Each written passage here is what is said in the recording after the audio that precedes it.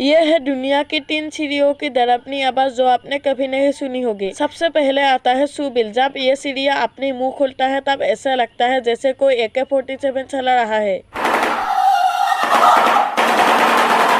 दूसरे नंबर पर आता है लाफिंग कुकाबुरा। इस चिड़िया की आवाज बहुत ही अजीब है। अगर आप इस चिड़िया की आवाज सुनोगे तब आपको ऐसा लगेगा कि कोई चुड़ैल हंस रहा है।